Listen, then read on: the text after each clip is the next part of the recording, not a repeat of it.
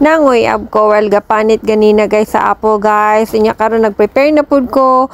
Mo ni siya ang akong gina-juice every morning. Ginabutangan din ako na siya og cashew guys. Bisag unsa na lang akong ginabutang para makainom ang mga bata. Kay usually ang ginabaon kasi nila is prito, so dili kay siya healthy guys.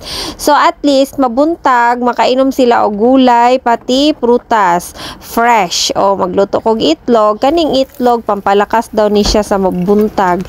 So mo nang nalutuan dyan ako ang mga bata mabuntag ani guys.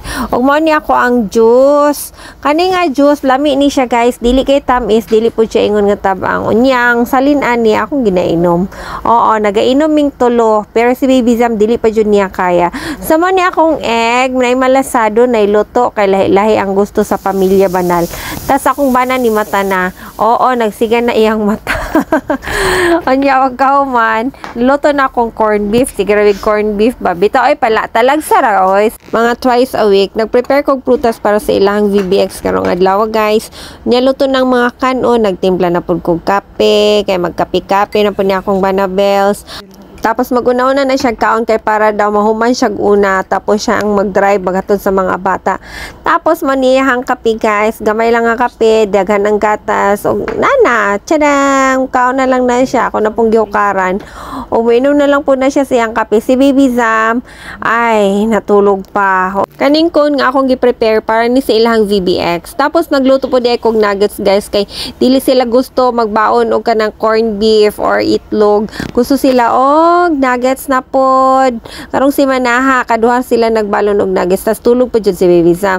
Si Ate Pia nagduka pa. Hay, kapila jud na nako gi pukaw. Tapos na ako'y blueberry diri agihatang ni sa akong mother-in-law para sa ilahang VBX snacks activity.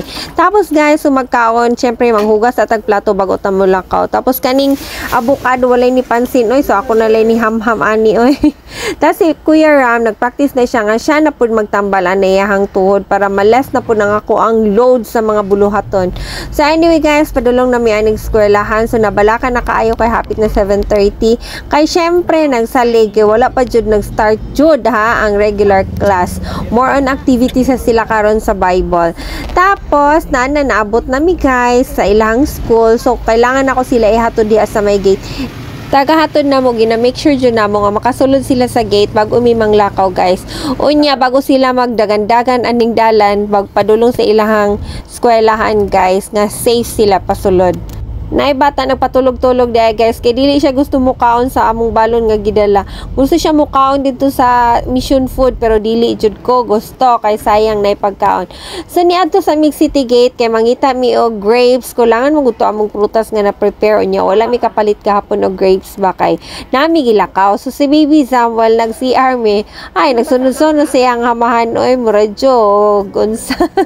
Sige kapyot sa papa oy, sige pakugos, may nalang po na yang kay kung ako hay usahay jud balibaran jud ako na siya kay buyag na baya kaayo nya hasta bayan akong gamayan no usa mo tanig katok katuski.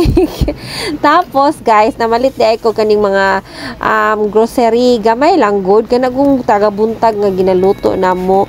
Tapos nangita pud kog lettuce kay kaniya mong lettuce halinon kay ni sa balay pero diri nga lettuce ko kakita og fresh nga lettuce so ginaibot na siya bago na siya ginatimbang. Tapos guys pansina ninyo adyo na nawagan akong bana pangkabuhayan promo nang nanawag sa iya kay tan-aw ninyo nagngisi.